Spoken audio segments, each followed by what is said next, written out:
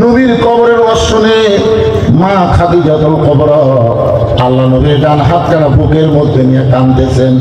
দুনিয়ার সমস্ত মানুষ যখন ঘুমায় গেছে, এমন সময় মা খাদিজা ছোট্ট বাচ্চার মতন ভয়ে ভয়ে কাঁদতেছে। রাসূল বলে, খাদিজা এমন করে কান্দার কারণ কি? বলে, ও আল্লাহ নবীর সর্বশেষে যেই ব্যক্তি কবরে যাবে, কবরের ঘরে 50,000 বছর যদি তাকে থাকতে হয়, আমি খাদিজা কেমনে থাকবো? এই চিন্তায় আর আমার ঘুম পড়তেছে না, আমার চোখে দর দর করে পানি পড়তেছে।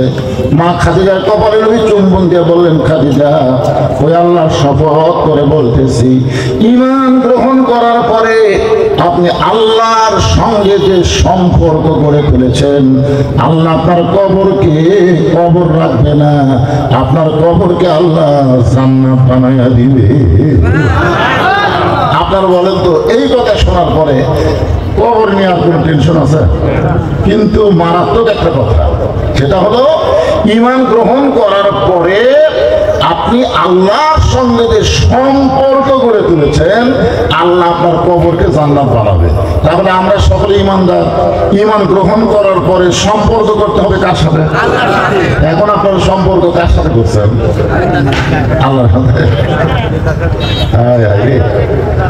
দুনিয়ার সাথে আমাদের সম্পর্ক। আপনি দেখেন তো, 24 ঘন্টার মধ্যে আল্লাহ কতক্ষণ সময় দেন, আর দুনিয়াতে আপনার কত সময় নষ্ট করেন? নিচে মায়ায় বন্দি থাইকা করলাম কত খেলা,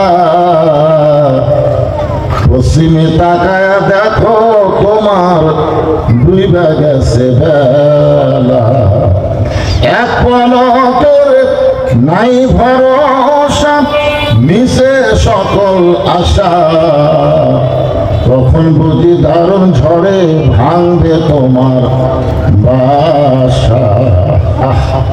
একটা বার খেয়াল করে দেখছেন, আমি আপনাদের এই বাজিতপুরে প্রথম যখন আইছিলাম, আমার মনে আছে প্রথম যখন আইছিলাম, তখন আমি একটা পরিপূর্ণ সুস্থ মানুষ ছিলাম। কিন্তু আজকে যখন আসলাম, আমি পুরোপুরি একটা অসুস্থ মানুষ। দিন দিন আমার হায়াত কমে যাচ্ছে, প্রতি ধাপে ধাপে আমি আমার হায়াতকে অতিক্রম করে আমি মৃত্যুর দিকে হেঁটে যাচ্ছি। দলিতান কথা ঠিক কিনা? যুবকেরা মনে করতেছে আমার তো বয়স হয়নি, আমার দাদা বেঁচে আছে, বাপ বেঁচে আছে, আপনার কি ভুল করে আমার কাছে আসবে? তাই সিরিয়াল মেনটেন করবো, আগে দাদা, তারপরে বাপ, তারপরে আমি। আপনার বলেন তো, এই চিন্তা কি ঠিক না ভুল? সম্পূর্ণ ভুল। কারণ আসার সিরিয়াল থাকলেও যাওয়ার কোন সিরিয়াল।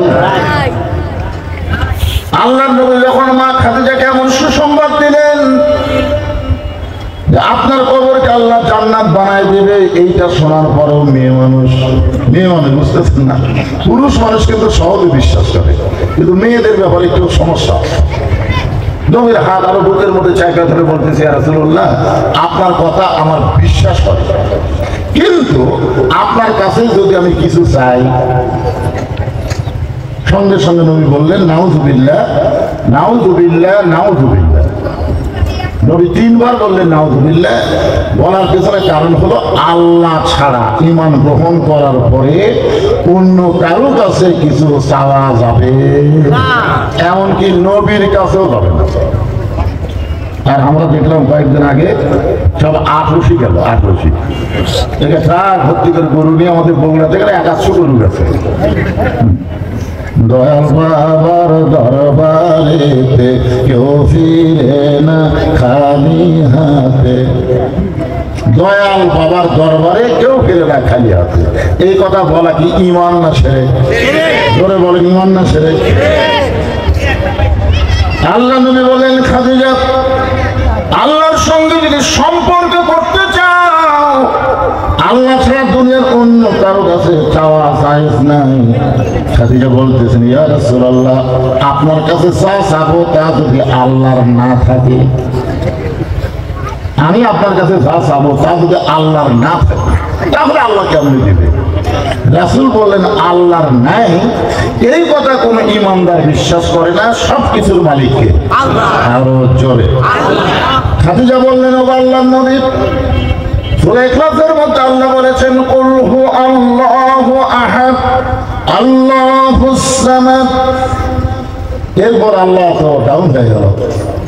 আল্লাহ বলতেছেন লাম ইয়ালিদ ওয়া লাম ইউলাদ। আল্লাহ কারো মুখাপেক্ষী নয়, আল্লাহর মতন কেউ নাই। কিন্তু আল্লাহ একদিক দিয়ে আল্লাহর কি নাই? বাপও নাই, মাও নাই, সন্তানও নাই। অথচ আমাদের বাপ আছে, মা আছে, সন্তান আছে। যেরকম কথা ঠিক কি নাই? আল্লাহর নাই এ কথা বলা যাবে না। কেন? আল্লাহ তো মৃত্যু নাই। আল্লাহর মৃত্যু আছে, আল্লাহর ঘুম আছে, আল্লাহর ক্ষুদে আছে। আমাদের যা আছে আল্লাহর তা নেই। এই হিসাবে আমি আপনার কাছে যা চাবো তা আল্লাহ দিবার পারবে না। নবী বললেন খাদিজা আপনি আমার কাছে কি চান? বলে আমি মরে কবরে যেন শান্তিতে থাকতে পারি, এই কারণে আপনার কাছে তিনটা জিনিস আমি চাই। এক নম্বর চাওয়া হলো 3.5 বছর আপনি গাড়ি হীরের মধ্যে সাধনা করেছেন। হাদিস শরীফের মধ্যে নবী বলেছেন 35 মাস একাধারে আল্লাহ নবী গাড়ি হীরার মধ্যে সাধনা করেছেন। আর সাধনার কারণে আল্লাহ তাআলা কোরআনের প্রথম 5টা আয়াত নবীর প্রতি নাজিল করেছে। সাধনার পরে একসাথে কয় আয়াত? 5টা আয়াত। প্রথম আয়াত হলো ইকরা বিইসমি রাব্বিকাল্লাযী খালাক। খুব খেয়াল করবেন, বলুন সে আল্লাহর নামে যে আল্লাহ আপনাকে সৃষ্টি করেছেন। এখান থেকে বিশ্বাস করতে হবে আমরা পড়বো কার নামে? কোন পড়া?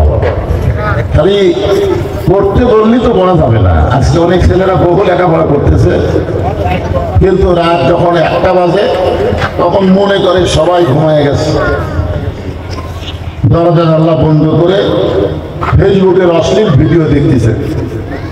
সবাই ঘুমিয়ে গেছে, এখন কেউ নাই। এই সুযোগে দেখি আপনার বলেন ও যদি আল্লাহর নামে শিক্ষা করতো তাহলে আর ইমান বলতো সবাই ঘুমায় গেলেও আমার আল্লাহ ঘুমায়নি। কেউ দেখতে না পাইলেও আমার আল্লাহ দেখতেছে। কেউ লিখতে না পারলেও 2 কান্দের ফেরেশতা কিন্তু বসে নাই, দেখতেছে। ধরে কান্দটা ঠিক কিনা? তোমার 2 কান্দে 2 মোহরি লিখিতেছেন ডায়েরি, দলিল লিখে রাই দিবে, টাকা পয়সার নাই কারবার। কিরামান কাতিবিনা ইয়ালামুনা মা তাফআলুন।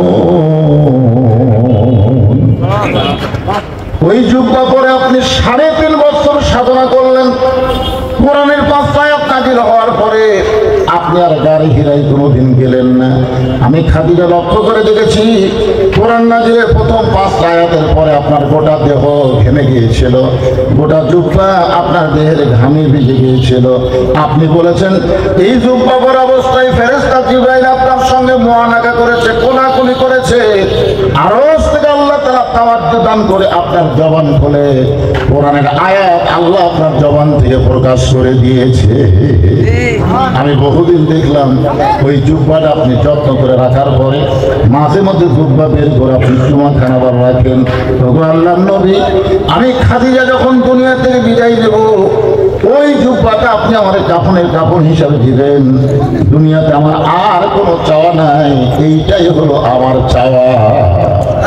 আমি মরে যাওয়ার পর আমার দেহখানা আপনার পবিত্র হাত দিয়ে অন্ধকার কবরে নামায় দিবেন। কারণ আমি বিশ্বাস করি যার সূর্য গ্রহ তারা তারই নূরেরই সারা, নইলে যে অন্ধকারে ডুবিত এই ধরনী। আপনি হলেন নূরের নবী। আপনার পবিত্র হাতের পরশে আমার দেহখানা যদি কবরের মধ্যে রাখেন তাহলে আমার অন্ধকার কবরকে আল্লাহ আলোকিত করে দিবে। আমার 3 নম্বর চাওয়া হলো কবরে মাটি দেওয়ার পরে সবাই যখন কবর ছেড়ে চলে আসবে ওই সময় 2টা ফেরেশতা কবরের মধ্যে ঢুকবে। আমরা মরে যাওয়ার পরে আমাদের কবরে 2টা ফেরেশতা ঢুকবে। আপনারা জানেন তার নাম? জানেন? জানেন না? ফেরেশতা আসিয়া যখন জিজ্ঞাসা করিবে দিন কি তোমার মাবুদকে, বা তখন কি বলিবে? তখন কি বলবেন? আমি তো দেখলাম কবরে যে 3টা প্রশ্ন করবে, 3টা প্রশ্নই হলো রাজনৈতিক প্রশ্ন। আর অনেকে বলে ইসলামে নাকি রাজনীতি নেই। দেখেন কবরের মধ্যে প্রথম প্রশ্ন হচ্ছে মান রব্বুকা, তোমার রবকে। রব কি সামান্য জায়গার জন্য না সব জায়গার জন্য? দেখছেন বিশ্ব ব্রহ্মাণ্ডের মালিক, যিনি তোমার প্রতিপালক, তিনি হচ্ছেন আমাদের রব। যেরকম কথা ঠিক কি হিসাব করে দেখেন, মান রব্বুকা, এটাও রাজনীতির প্রশ্ন। আমার দিনুকা, দিন মানে কি? দিন মানে হলো জীবন ব্যবস্থা। তুমি কোন জীবন ব্যবস্থার উপরে কবরে এসে শুয়ে আসছো? উত্তর দাও। 3 নম্বর প্রশ্ন হলো আমার নাবিউকা, তোমার নেতাকে। নেতা নেতা তুমি অন্যকে নেতা মনে করে তার পিছনে চামচাগিরি করছো, আর এখন কবরে এসে জিজ্ঞাসা করতেছো আমার নাবিউকা, তোমার নেতাকে। তখন কোন নেতার নাম পাবেন? আপনি যেই নেতারই অনুসরণ করে বাংলাদেশে চলেছেন, ওই নেতার নাম শুনবে না, শুনবে হচ্ছে আমার নেতা, তোমার নেতা বিশ্ব নবী মুস্তাফা। জোরে কোন কথা ঠিক কি না? খাদিজা বলতেছে, রাসূলুল্লাহ, আমি হয়তো উত্তর দেবার পারবো না, আমার পক্ষ থেকে আপনাকে উত্তর দেওয়া লাগবে। এই 3টি চাওয়া যদি আপনি আমার পুরা করতে চান, তাহলে ওই অন্ধকার কবর নিয়ে আর কোনোদিন আমি টেনশন করব না। খাদিজার মতো মহিয়সী নারী অন্ধকার কবর নিয়ে চিন্তা করে, আপনাদের চিন্তা হয়? বারবার কেন ঘাড় কাজ করে ওপর দিকে দেখেন? কি দেখতেছেন? হুজুর 4 তলা রড বাইর করে দিয়েছে, হুজুর 3 তলা কমপ্লিট হবে আর 1টা তালা, আর 1 তলা কমপ্লিট হলে আমার আর কোনো চিন্তা নেই। দেখছেন ওর চিন্তা কি? 4 তলা। 2 কান্দের ফেরেশতা রাগ করে দেয়, পাগলা উপর দিকে না তাকায় নিচের দিকে তাকা, নিচের দিকে তাকা। তোর জন্য 1 তলারও বরাদ্দ হবে না, তোর জায়গা হবে নিচতলা। ধরে কোন তলা? নিচতলা বোঝেন আপনারা? 1 তলা কিন্তু না, মাটির তলে যে তালা তার নাম হলো নিচতলা। আপনারা নিচতলা নিয়ে টেনশন করেন না, তো যত টেনশন উপর দিকে। আমরা যারা ইমানদার বান্দা, প্রতিদিন কতবার মৃত্যুর কথা খেয়াল করার কথা আছে? দৈনিক কতবার মৃত্যুর কথা খেয়াল করেন? একবার করেন। খালি বাঁচার চিন্তা, বাঁচার চিন্তা, এ চিন্তা সে চিন্তা, জমা খাটো যাওয়া লাগবে, হোম জায়গা যাওয়া লাগবে, হে করা লাগবে, সে করা লাগবে। ইমাম গাজ্জালী বলেছেন, তুমি যেখানেই যাও প্রতি কদমে কদমে, তুমি হাটে যাচ্ছ না, বাজারে যাচ্ছ না, অফিসে যাচ্ছ না, চাকরিতে যাচ্ছ না, প্রতি কদমে কদমে তোমার হায়াত অতিক্রম করে তুমি অন্ধকার কবরের দিকে যাচ্ছ। ধরে কোন কথা ঠিক কিনা? এই জন্য আমরা যখন রাস্তা চলি চিন্তা করি কোনো সময়, আমি বন পড়া যাচ্ছি, তুমি বন পড়া যাচ্ছে না, তুমি তোমার হায়াত অতিক্রম করে যে কোনো সময় মৃত্যুর কোলে ঢলে পড়বা। ধরে কোন কথা ঠিক কিনা ভাইজান? খাদিজা বললেন, রাসূলুল্লাহ, এই 3টা চাওয়া যদি আপনি পুরা করেন, তাহলে আমার অন্ধকার কবর নেওয়ার কোনো টেনশন নাই, চিন্তা নাই। আল্লাহ নবী খাদিজার কপালে চুমা দিয়ে বললেন, খাদিজা, ওই আল্লাহর শপথ করে বলতেছি, আমার আগে যদি আপনার মৃত্যু হয়, তাহলে আমি 3টা চাওয়াই পুরা করবো ইনশাআল্লাহ। আল্লাহ নবী কি বললেন? আমার আগে যদি আপনার মৃত্যু হয়। এই কথা করে রাসূল কি বুঝালেন? কে কখন মরবে আল্লাহ রাসূলও জানে না। এই যে রজবের চাঁদ ওঠার সাথে সাথে নবী একটা দোয়া করতেন, সাহাবারা এই দোয়া শুনে চমকে চমকে ওঠে। নবী দোয়া বললেন, আল্লাহুম্মা বারিক লানা ফি রজাবা ওয়া শাবান। তারপরে নবী বললেন, ও বাল্লিগনা রমাদান। সাহাবারা চমকে উঠছে। আপনারা চমকে ওঠেন, কিন্তু সাহাবারা চমকে ওঠেন কারণ কি জানেন? আল্লাহ রাসূল বললেন যে রমজান পর্যন্ত, বাল্লিগ না রমাদান, রমজান পর্যন্ত আমার হায়াতকে বাড়ায় দাও। সাহাবারা চিন্তা করতো যে নবী সব জানে, নবী সব জানে, এই রজবের চাঁদ উঠছে, মাঝখানে শাবান, তারপরে রমজান, এই রমজান পর্যন্ত নবী বাঁচবে, এই কথা নবী জানে না। দেখছেন, আল্লাহ নবী বুঝাই দিলেন কে কখন মরবে, এটা একমাত্র আল্লাহ ছাড়া নবীও জানে না। যার কারণে দোয়া করতেছেন, বাল্লিগ না রমাদান, রমজান পর্যন্ত আমার হায়াতকে বাড়ায় দাও। আমাদের কিন্তু শাবান চলতেছে, আর কয়েকদিন পরে রোজা আসতেছে। তোর এখন ঠিক কি না? কি ভাব আপনাদের? ভাব কি থাকবেন? রোজা থাকা মানে কি না খায় থাকা? এখন গোরস্থানের মাহফিল এসে কয় বছর রকম। এর ফাঁকেও কিছু কথা বলবো ইনশাআল্লাহ রমজান সম্পর্কে, যেন রোজার আগে আপনাদের সাথে দেখা হচ্ছে না, হচ্ছে আজকে হয়তো জীবনের শেষ দেখা। এই যে রমজানের তাত্ত্বিক কিছু আলোচনা করব, আপনাদের রোজা রাখতে যেন সহজ হয়ে যায়। সকলে বলে আল্লাহুম্মা আমিন। আল্লাহ রাসূল বলেন, খাদিজা আমার আগে যদি আপনার মৃত্যু হয়, আপনার 3টা চাওয়া আমি পুরা করবো ইনশাআল্লাহ। মা খাদিজা দুনিয়া থেকে বিদায় নিলেন। নবী লক্ষ্য করে দেখে খাদিজার পেট থেকে 4টা সন্তান হয়েছে, 4টাই হলো মেয়ে সন্তান। জীবিত আছে 4 জন, তারা 4 জনই মেয়ে। 4 জনই কি?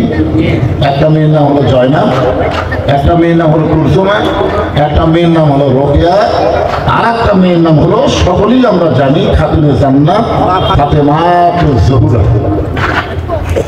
এই 4টা মেয়ে রাসূল দেখতেছেন, 4টা মেয়ে কাঁদতেছে, 4টা মেয়ে কাঁদতেছে। এখন মা যদি মারা যায়, মেয়েরা কাঁদবে না? ছেলেরা কাঁদে। যদি বিয়ে করে, বউ এমন কিছু মায়ের বিরুদ্ধে কইছে, অনেক সময় ছেলেটা এই বুড়ি মরাই ভালো। আবার অনেক ছেলে বউয়ের কথা শুনে মায়ের গায়ে পর্যন্ত হাত তোলে। এরকম ছেলে আছে না? কথা বলে। যখন ছেলে বিয়ে করে নেয়, ওই সময় ছেলের কাছে মায়ের মতন আপন কেউ নাই। ও মাঝে মধ্যে গান গায়, মায়ের মতন আপন কেউ নাই রে দুনিয়ায়, মা জননী নাই রে যাহার, এই দুনিয়ায় তাহার কেহ নাই, মায়ের মতন আপন কেহ নাই রে দুনিয়ায়। আর যখন বিয়ে করে, বউ এমন কিছু কান মন্ত্র দেয়, তখন বলে, বইয়ের মতন আপন কেহ নাই রে দুনিয়ায়। আমার 18 সালে বাবা মারা গেছে, আর 23 সালে ডিসেম্বরের 25 তারিখে আমার মা মারা গেছে। আসলে দাঁত থাকতে মানুষ দাঁতের মূল্য দেয় না, চোখ থাকে যে মানুষ চোখের গুরুত্ব বোঝে না। বাপ মা যতদিন জীবিত থাকে সন্তান বুঝবার পারে না, যখনই বাপ মা দুনিয়া থেকে বিদায় নেয়, তখনই বোঝে বাপ মার মতন আপন এই পৃথিবীতে আর কেউ নাই। তোরা বুঝতেছ না বাদান? বইয়ের বুদ্ধি শুনে মাকে কষ্ট দিচ্ছা। আল্লাহ রাসূল তাকায় দেখে 4টা মেয়ে কাঁদতেছে, কিন্তু 3টা মেয়ের চোখের পানির সাথে জবানের বিনাইকে শব্দ শোনা যায়। কিন্তু ফাতেমার চোখ দিয়ে শুধু দরদর করে পানি পড়ে, তার জবানের মধ্যে কোনো শব্দ নাই। আল্লাহ রাসূল 4টা মেয়ের ভিতরে ফাতেমাকে লক্ষ্য করে বললেন, ফাতেমা, তোমার মা দুনিয়া থেকে বিদায় নিয়েছে, তুমি একটু আমার ঘরে আসো, তোমার সঙ্গে গোপন কিছু গল্প আছে। নবীর ছোট মেয়ে ফাতেমা, 4টা মেয়ের মধ্যে সব চাইতে ছোট্ট ফাতেমা আল্লাহ নবীর ঘরের মধ্যে গেলে রাসূল বলেন, ফাতেমা, তোমার মা দুনিয়া থেকে বিদায় নেওয়ার সময় আমাকে একটা ওসিয়ত করে গেছে, এই ওসিয়তটা তোমাকে পালন করা লাগবে। ফাতেমা বললেন, বাবা কি ওসিয়ত করেছে? আল্লাহ নবী বললেন, তোমার মা আমার হাতের উপর হাত দিয়ে বলেছ, আল্লাহ নবী, আমি দুনিয়া থেকে বিদায় নেওয়ার পরে ফাতেমা যেন আমাকে গোসল করায় দেয়। আমি দুনিয়া থেকে বিদায় নেওয়ার পরে ফাতেমা যেন আমাকে কাপড়ের কাপড় পরায় দেয়। আমি তখন তোমার মাকে বলেছিলাম, তোমার পেট থেকে আরো 3টা মেয়ে আছে, 4 জন মেয়ে মিলে তোমাকে গোসল করাই দিবে, 4 জন মেয়ে মিলে তোমাকে কাপড়ের কাপড় পরাই দিবে। কিন্তু খাদিজা বলে, নবী গো, আপনি বাবা, আপনি বোঝেন নাই, কিন্তু মা হয়ে আমি বুঝতে পারি, সব মেয়ের গোসল আমি চাই না, সব মেয়ের পরশ আমার কাপড়ের কাপড় শরীরে দিবার চাই না, শুধুমাত্র আমার ফাতেমা যেন আমাকে গোসল করায় দেয়, শুধুমাত্র যেন আমার ফাতেমা আমাকে কাপড়ের কাপড় পরায় দেয়। ফাতেমা বলছে যে, বাবা, এই খবর যদি আমার 3 বোন শুনতে পায়, তারা মনে মনে কষ্ট পাবে। রাসূল বলে, ফাতেমা, কে কি পাইল সেটা পরের কথা, ওসিয়ত পালন করা হলো ওয়াজিব। ফাতেমা বলতেছেন, বাবা, আরো 3টা বোনকে আমার মা মাইনাস করে আমাকে কেন এই 2টা ওসিয়ত করলো? আল্লাহ রাসূল বললেন, সে তোমার মা ভালো জানে, কারণ আমি যে বাবা, আমি তো সন্তান সম্পর্কে তেমন জানি না, কোন সন্তান কেমন এটা কিন্তু বাবা জানে না। এটা কে জানে? কেন জানে বলতো? বাবা আনন্দে মাতিয়া সাগরে ভাসাইয়া সেই যে চইলা যায় খবর লয় না, মাজন ধরিয়া উদরে কত কষ্ট করে, 10 মাস পরে পায় প্রসবের বেদনা, এমন দরদি ভবে কেউ হবে না আমার মা। মা গো, আমার মায়েদেরকে একটা নসিহত করি, মা একটু ধৈর্য ধরলে নরমালি কিন্তু আপনাদের বাচ্চা হবে। একটু যদি আপনার ধৈর্যশীল হন না, তাহলে প্রত্যেকটা বাচ্চাই কিন্তু নর্মালি জন্মগ্রহণ করবে। ধরে কোন কথা ঠিক কিনা? কারণ আমার ট্রেনের উপর যে কয়টা মানুষ বসে আছে, এতে কয়েকজন আমরা বসে আছি, আমরা কেউ কিন্তু সিধা ধরা না। সিধা ধরা আজকে 20 বছর আগে সিধার শব্দ বলে শুনি। প্রত্যেকটা বাচ্চা আছে নর্মালে, সেই জন্য আমরা গান করতে শান্তি পাচ্ছি। কি বলবো প্রসবের কথা, মা দিনে সেই ব্যথা কেউ তো বুঝিবে না। মাজন ঠেকিয়া সন্তানের দায়, অকালে মা মারা যায়। ঠেকিয়া সন্তানের দায়, অকালে মা মারা যায়। আল্লাহ রাসূল বলেন, কোন মুমিনা নারীর সন্তান প্রসব করার সময় যদি মারা যায়, ওই নারীটা শহীদের মর্যাদা পাবে। মারা তো যাই না, হয়তো 4-5 গ্রাম মিলে 2-1টা মা মরার খবর আমরা পাইছি, ঠিক কিনা বলেন? অধিকাংশই তো নর্মাল বাচ্চা হয়। আমার মায়েদের অনুরোধ করবো, মা যাদের পেটে বাচ্চা আইছে আপনি নিয়ত করবেন মরে যাবো কিন্তু সিজার করবো না। এই নিয়তটা করেন, ইনশাআল্লাহ আপনিও ভালো থাকবেন, আপনার বাচ্চাও ভালো থাকবে। এই সিজার করার বাচ্চাদের মতন অসংখ্য বাচ্চা দুনিয়াতে নেই। তোর এখন ঠিক কিনা? এরা খুবই দুষ্ট, এরা মোবাইল ছাড়া ভাত খায় না, মোবাইল ছাড়া এদের কান্না থামে না, এত খারাপ হয়েছে এরা। দেখেন খেয়াল করে, কারণ এ তো জন্মের সময় কোনো ধাক্কা পায়নি, ধাক্কা পাচ্ছে। কারণ 2 দিন পরে নর্মালে বাচ্চা হলো, টাইমে বের করা লাগতো। আমার দাদি আমার কইছে, ভাই তোকে বের করার সময় তোর মাথা লম্বা হয়ে গেছিল, পরে আমরা মাথা থাকলে পুরো ভুল করছি। চিন্তা করে দেখেন, একটা অ্যানালগ একটা নর্মালে বাচ্চা হলে তার কত কষ্ট। আর এই যে সিজার করছে, পেট কেটেছে, পেট কেটে দেখে ঘুমি ভাঙে। আমার 2 দিন পরিচয় করবি, তারপরে দুনাতে আসবে। আর দুনাতে আসার সময় হয়নি, কিন্তু ডাক্তারের টাকা খাওয়ার জন্য পেট কেটে দেখেন কি বিপদে, এত ঘুম ভাঙেন। তখন বাচ্চা বার করে পাও ধরে এর মধ্যে ঘুরেন দেয়, এই ঘুরানোর মাথা একটা থাকে,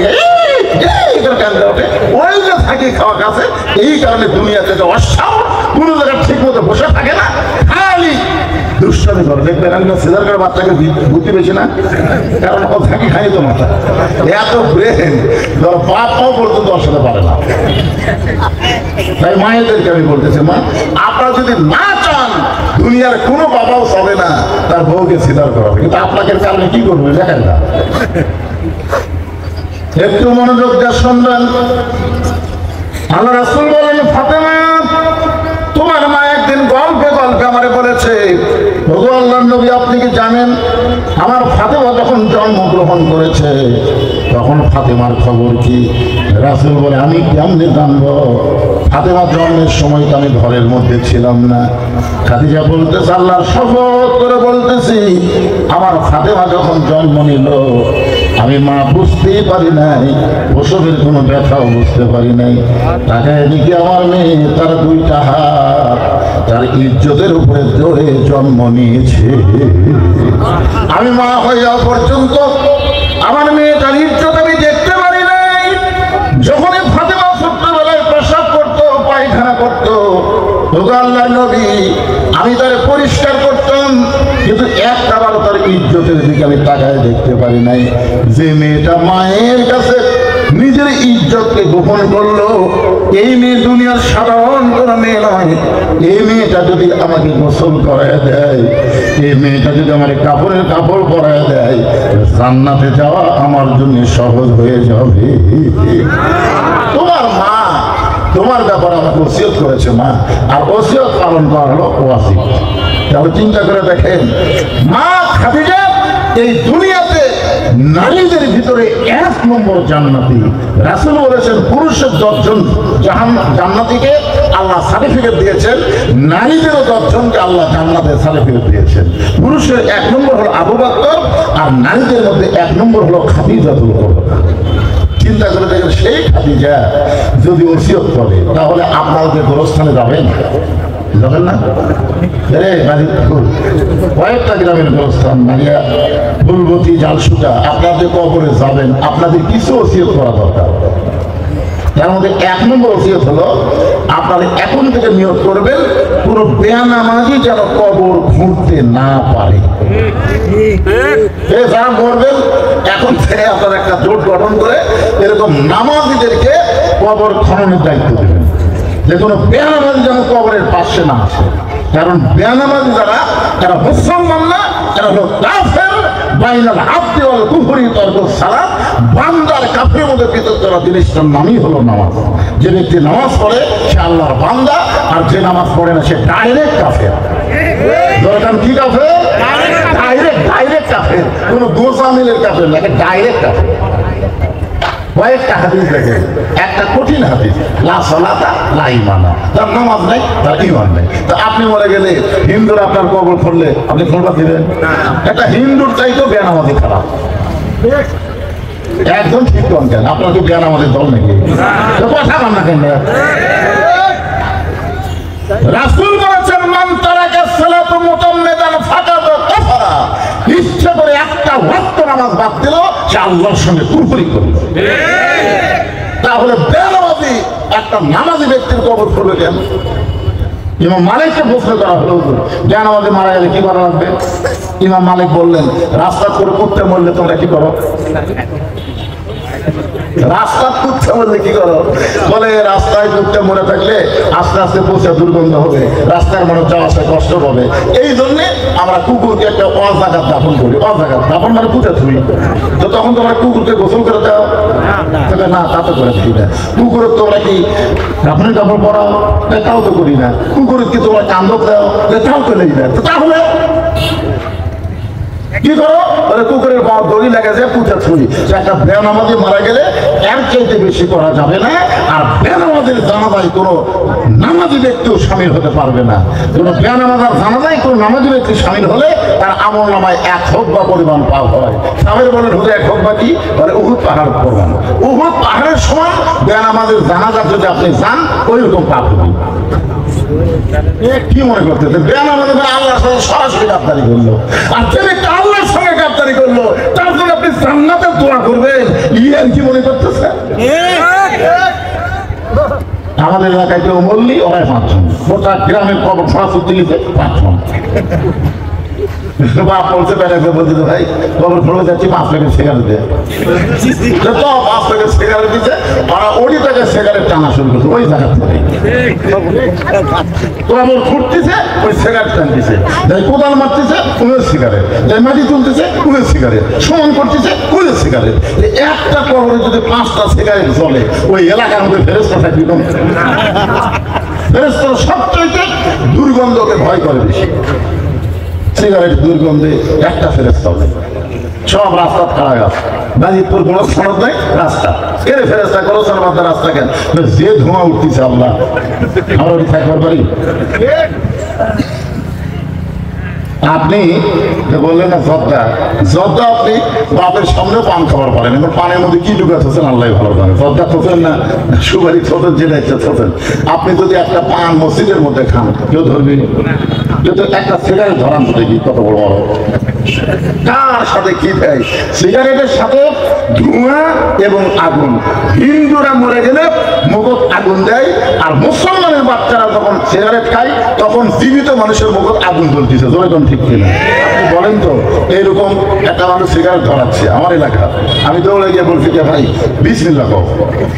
মানে কেবল সিগারেট মুখলে আগুন ফোঁকা মারবি, আমি বলছি বিসমিল্লাহ কও ভাই।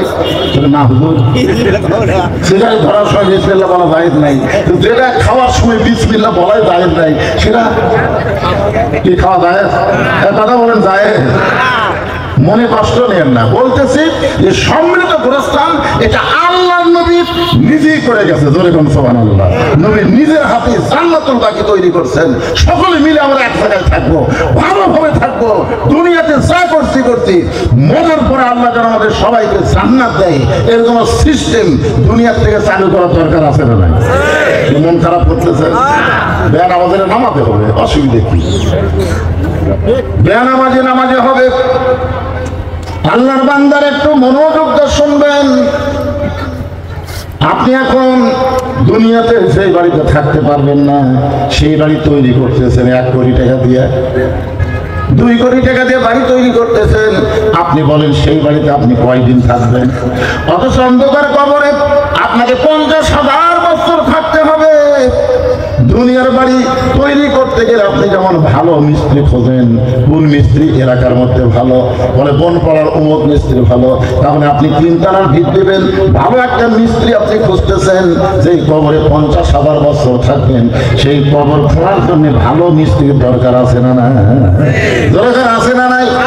মনে কষ্ট নিয়ে আমাদেরকে যখন চাইতে হবে, কিভাবে যাব আমরা এইটা বোঝানোর জন্য বলতেছি। ও আল্লাহর বান্দারা, রাসূল বললেন, ফাতেমা তোমার মাকে তুমি গোসল করায় দাও। এখন ফাতেমা তার মাকে গোসল করায় দিল। মাকে যখন গোসল হয়ে গেল, ফাতেমা নবীর কাছে এসে বলতেছে, বাবা এখন মাকে কাফনের কাপড় পরাতে চাই।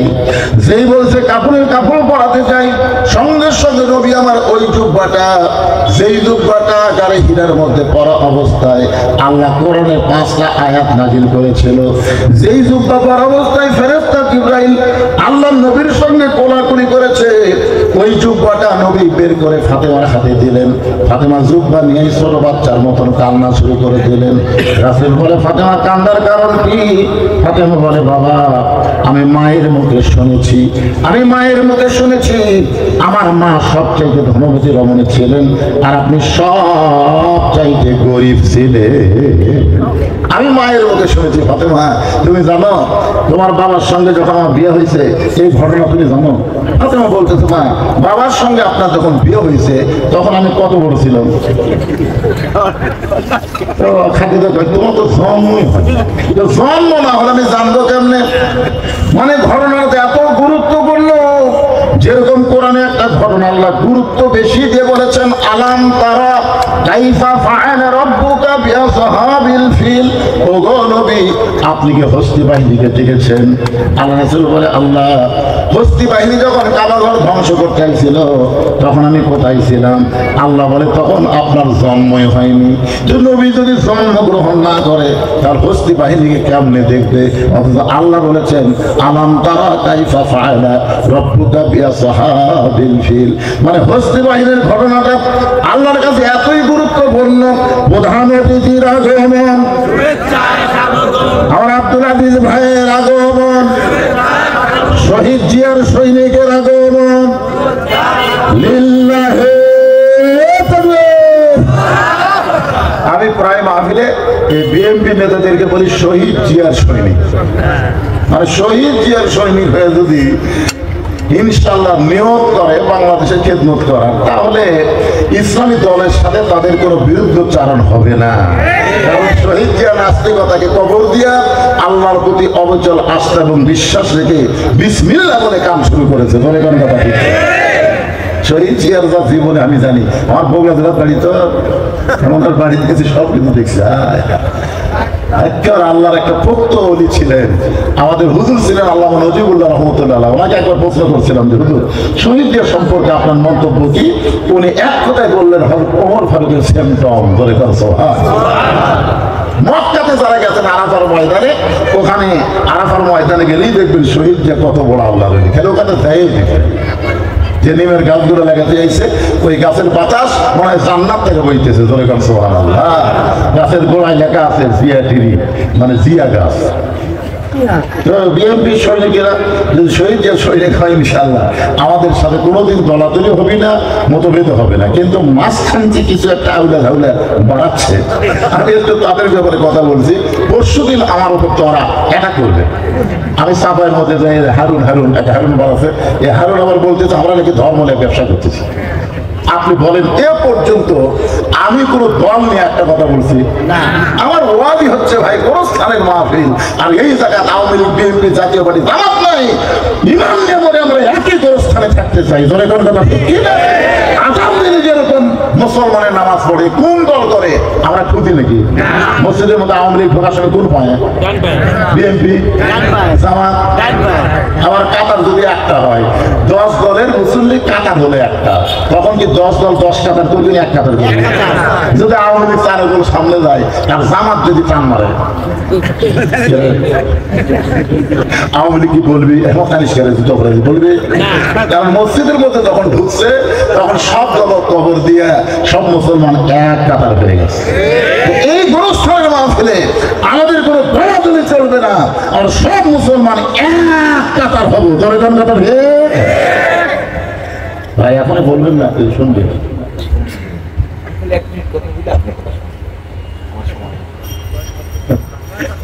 আচ্ছা ঠিক আছে ভাই, 1 মিনিট কথা বলে তারপরে একটানা কথা হবে। পুরো সারা দিকে যে কানেকশন করা লাগে, কথা কাগজ করে খালি বুঝতেছে ওটি কি স্লিপ হচ্ছে নাকি?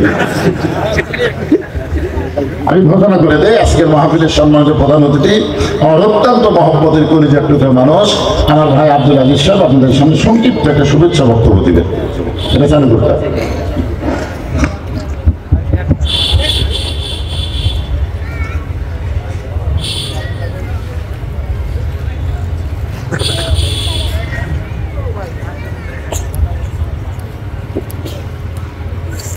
সবাই ভালো আছেন? আউযু বিল্লাহি সামিল আলিম মিনাশ শাইতানির রাজিম। বিসমিল্লাহির রহমানির রহিম। 4টি গ্রাম, বাজিতপুর, মারিয়া, ফুলবতী, জালসুকা। এই পৃথিবী দেখতে সুন্দর, শুধু মায়েরই সংসার, আসবেও একা যাবেও একা, তোমার কিসের অহংকার? থাকতে সময় করো আমল, ঈমান করো খাঁটি, আমার তোমার শেষ ঠিকানা 3.5 হাত মাটি। সেই 3.5 হাত মাটির ঠিকানা নিয়েই আজকের এই জালসা। মারিয়া, বাজিতপুর, ফুলবতী, জালসুকার সর্বস্তরের মানুষের প্রাণপ্রিয় প্রতিষ্ঠান, শেষ ঠিকানার স্থল, কবরস্থানের আজকের এই উন্নতি গল্পে ধর্মীয় জালসার মহাতারাম সভাপতি জনাব আলহাজ মোহাম্মদ আব্দুল হাকিম সাহেব, আল্লাহ পাকের খাস ঘরের মেহমান, যে মানুষটা শোভামঞ্চ আলোকিত করেছেন। আল্লাহ পাক বলেছেন, দেশ থেকে দেশান্তর, প্রান্ত থেকে তেপান্তর, আমার আহ্বানে সাড়া দিয়ে আমার ঘরের কালো গিলাফ পরে যারা বলেছে লাব্বাইক আল্লাহুম্মা লাব্বাইক, লাব্বাইক লা শারীকা লাক লাব্বাইক, আল্লাহ পাক বলেছেন ওদের বিগত জীবনে সব গুনাহ খাতা আমি মাফ করে দিয়েছি। যাকে সৃষ্টি না করলে আসমান জমিন পাহাড় পর্বত নদী নালা বৃক্ষ তরুলতা জিন ইনসান দুজক বেহেশত কোনো কিছুই সৃষ্টি করা হতো না। সেই বিশ্ব নবী, আখেরি নবী, নবীগুলো সম্রাট হযরত মুহাম্মদ মুস্তাফা সাল্লাল্লাহু আলাইহি সাল্লাম বলেছেন, যে ব্যক্তি সশরীরে আমার কবর জিয়ারত করবে, কাল কঠিন হাসরের মাঠে তাকে শাফায়াত করা আমার জন্য ওয়াজিব হয়ে যাবে। আমার রব আল্লাহ, আমার নাহি নাহি ভয়, আমার প্রিয় রাসূল জিনার তারিফে জগৎময়, আমার নাহি নাহি ভয়। আল্লাহ এবং আল্লাহ রাসূল যদি কারোর প্রতি রাজি খুশি হয়ে যায়, তাহার ইহজিন্দিগি এবং পরজিন্দিগির কোনো দুশ্চিন্তা থাকে না। আজকে শোভা মঞ্চের আমার আপনজন প্রিয় মানুষ আলহাজ আব্দুল হাকিম সাহেব সভাপতিত্ব করছেন। দেশখ্যাত বিশ্বখ্যাত আলেম ওলামা, আমার অত্যন্ত প্রিয় ভাজন, অত্যন্ত শ্রদ্ধাঞ্জলি মানে মুরব্বী, যেনাকে গুদাসপুর ভৌগোলিক সীমারেখার, বড়াইগ্রাম ভৌগোলিক সীমারেখার নাম না বলি এক নেতা গুদাসপুরের জমিনে একবারে রেড মার্কিং করেছিল, ওই মানুষটার প্রবেশাধিকার থাকবে না। টিট ফর টেট, সারাটা জীবন শুনে এসেছি যে ইট মারলে নাকি পাটকেল খেতে হয়। হাসিনা আমাদের আশীর্বাদ, হাসিনা আমাদের এটা দেখিয়ে দিয়ে গিয়েছে। সারা জীবন তো শুনেছো, আমি তোমাদের দেখিয়ে দিয়ে গেলাম। স্বাধীনতা, সার্বভৌমত্ব রক্ষার অত্যন্ত প্রহরী আমাদের প্রিয় নেত্রী, দেশ নেত্রী, আপসীন নেত্রী, কারা নির্যাতিত নেত্রী বেগম খালেদা জিয়া 40 বছর ধরে যে বাসায় বসবাস করছিলেন, সেই বাসা থেকে একটা কাপড়ে এই মানুষটাকে গলা ধাক্কা দিয়ে বের করে দিয়েছিলেন। আমরা বাংলাদেশের মানুষ, বিশেষ করে বাংলাদেশ জাতীয়তাবাদী দলের অনুসারী নেতা কর্মীরা সেদিন চোখের জল ফেলেছিলাম। মহাপরাক্রমশালী বাদশা আল্লাহর কাছে বিচার চেয়েছিলাম।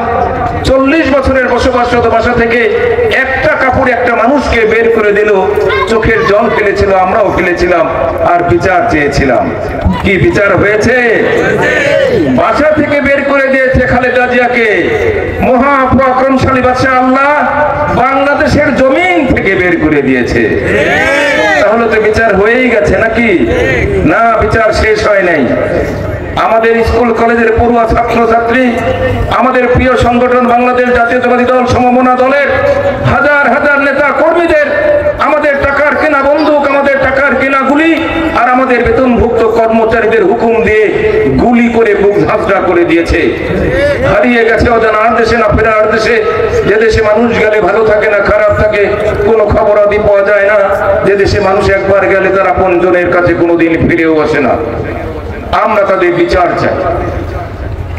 যারা সুজলা সুফলা শস্য শ্যামলা রূপ লাবণ্যের লীলাভূমি বাংলাদেশ অর্থনৈতিক দিক দিয়ে তলাবিহীন ধুরিতে পরিণত করেছে, সমস্ত অর্থ সম্পদ বেগম পাড়া বাড়ি করেছে, বিদেশ বিভুঁয়ে সুইস ব্যাংকে নিয়ে গিয়েছে, আমেরিকা বাড়ি করেছে, আমরা তাদেরকে বিদেশে ফিরিয়ে নিয়ে এসে বাংলাদেশের আইনি কাঠামোতে তাদের বিচার চাই। এই বিচার না করা পর্যন্ত সেই আবু সাইদের মায়ের কান্নার উপশম হবে না। আবু সাইদের মা না, আবু সাইদের মায়ের মতো হাজারো মা বাংলাদেশের আনাচে কানাচে পথে প্রান্তরে শহর বাজার গঞ্জে ডুকরে ডুকরে কাঁদছে। সন্তান ফিরে পাবো না, কিন্তু হাসিনাকে আমরা ফিরে আনতে চাই। হাসিনার অনুসারীদের তাদের ফিরিয়ে নিয়ে এসে বাংলাদেশের জমিনে তাদের বিচার করতে চাই। কি কথা ঠিক আছে? বিচার করতে চাই। বাংলাদেশে আপনি বিএনপি করেন, আওয়ামী লীগ করেন, জাতীয় পার্টি করেন, জামাত করেন, তাতে কোনো যায় আসে না, কিন্তু আপনি বাংলাদেশকে ভালোবাসবেন। বাংলাদেশকে যদি ভালোবাসতে চান, যে বাংলাদেশ নিয়ে যারা ষড়যন্ত্র করেছে, বাংলাদেশের 18 কোটি মানুষকে নিয়ে ষড়যন্ত্র করেছে, আমরা যে দলই করি না কেন, আওয়ামী লীগও যদি করে থাকেন, তারপরে ওই বিগত সরকারকে ঘৃণা করতে হবে, প্রতিবাদ করতে হবে, বিচার চাইতে হবে। আমি যে কথাটা বলতেছিলাম, আমাদের প্রয়াত নেতা চলে গেছেন, এই মানুষটাকে গোদাসপুর থেকে বিতাড়িত করে দিয়েছিলেন। আমরাও সেদিন চোখের জল ফেলেছিলাম। বলেছিল বাংলাদেশ আমার, বাংলাদেশ স্বাধীন করেছি আমি, 1 ইঞ্চি মাটি জামাত শিবিরকে দিব না, দিব না, দিব না, বিএনপিকে দিব না, দিব না। বিএনপি আর জামাত গোটা বাংলাদেশ দখল করে নিয়েছে, ওনারাই তো এদেশে নেই। তাহলে বিচার তো হচ্ছে নাকি? বিচার হচ্ছে। সম্মানিত উপস্থিতি, আজকে কয়েক মাস ধরে জালসার আয়োজনে একেবারে সন্ধ্যার পর থেকে রাত 2টো পর্যন্ত ব্যতিব্যস্ত। বক্তাদের পাশে বসি, কিন্তু বক্তব্য শোনার সুযোগ হয় না। আজকের এই সুযোগটা হাতছাড়া করবো না। এই মুহূর্তে আমার ব্যস্ততা কম, সন্ধ্যার পরে কমপক্ষে 10টা জালসা আছে, সবগুলো হয়তো যেতে পারবো না, চেষ্টা করব উপস্থিত হওয়ার জন্য। আজকে ভাইজানের আমি বক্তব্য বসে শুনবো, একটু সময় আমার হাতে আছে, আমি আর কথা বাড়াতে চাই না, ওনার হাতেই মাউথপিস তুলে দিব। বাগানে অনেক ফুল গোলাপের মতো নয়, ভূপৃষ্ঠে অনেক সৌন্দর্য আকাশের মতো নয়। এই শীত মৌসুমে অনেক জালসা করেছি, কিন্তু আজকে এর মতো নয়। কারণ জালসায় যাই 50 জন 100 জন লোক নাই। জালসার থেকে মানুষ মুখ ফিরিয়ে কেন নিল, আপনি এইটার উপর একটু বক্তব্য দিবেন তো ভাই। যে জালসায় যাই, আমাকে রিসিপশন জানানোর জন্য যত মানুষ আসে, জালসার ভিতরে ঢোকার পরে দেখি যে মানুষ নাই। তবে মানুষ আছে, জালসার ভিতরে নাই, দোকানপাটে আছে। কি কথা ঠিক না ভাই? কিন্তু আপনার মতো বক্তা এখানে আসার কারণে মানুষের ঢল নেমে গেছে।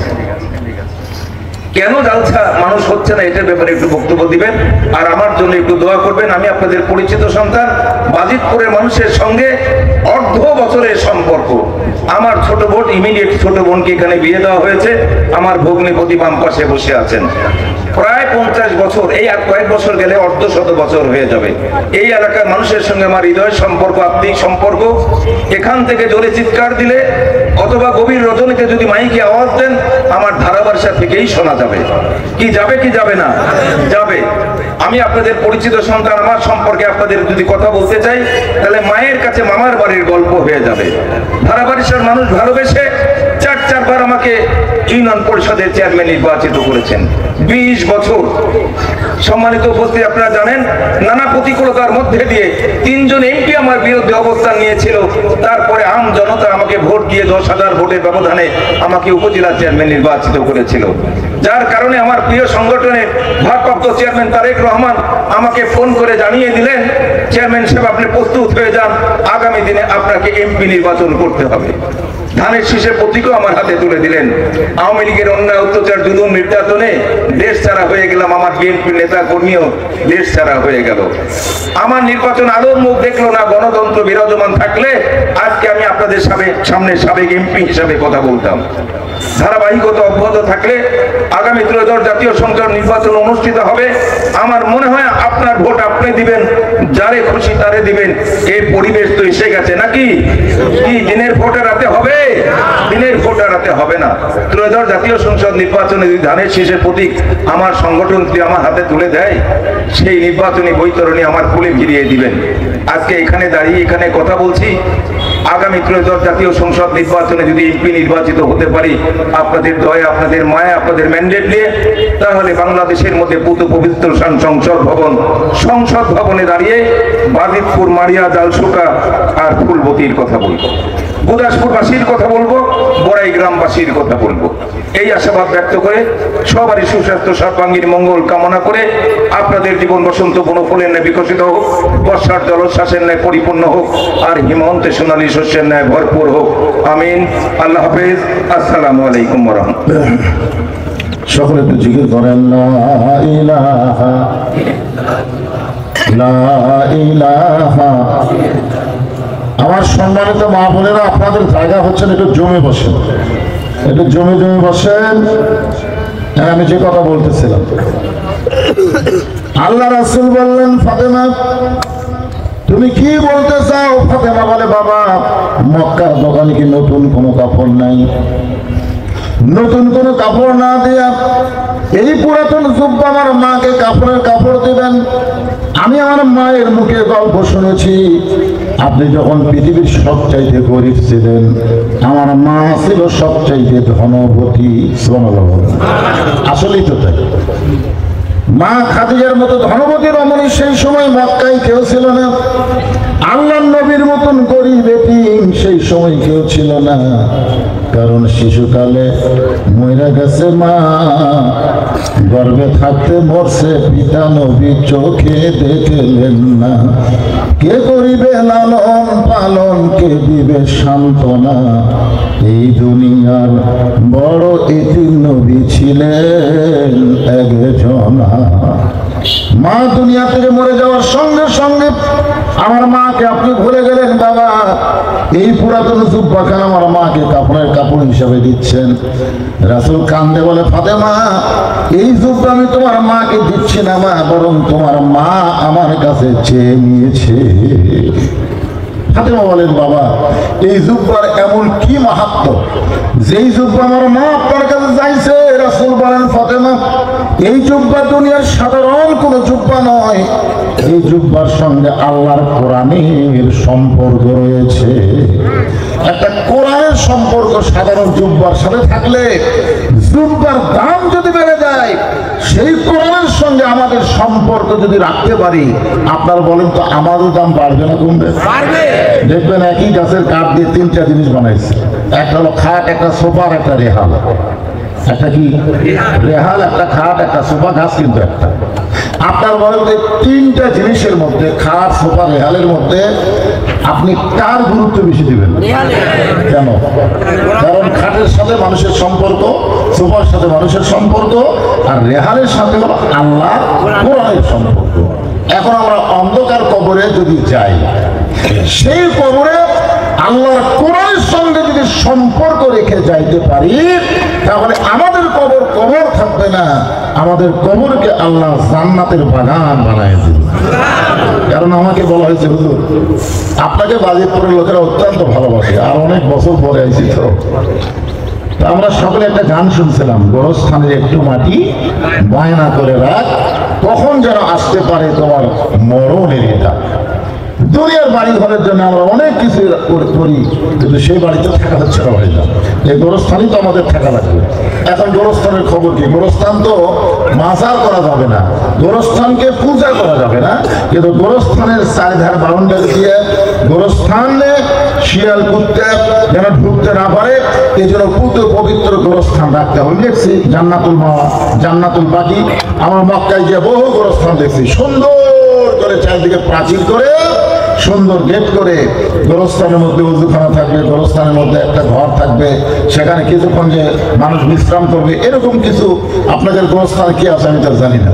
এই জন্য গোরস্থানের উন্নয়ন করবে যখন মাহফিল, আপনাদের বাপ বা আপনজন যারা কবরে চলে গেছে তাদের রুহের মাগফিরাত কামনায় আজকের এই দুয়ার মাহফিল, কোরআনের মাহফিল করা হয়েছে।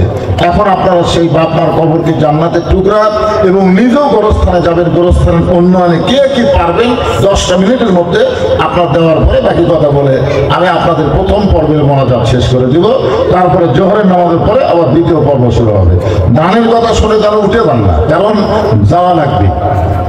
বাড়ির যান আর হাটে যান আর যেখানে যান কবরও যাওয়া লাগবে। জোরে কারণ কথা ঠিক কিনে আল্লাহ কোরআনে বলেছেন জাআত সাকারাতুল মাউত হাক্কুন।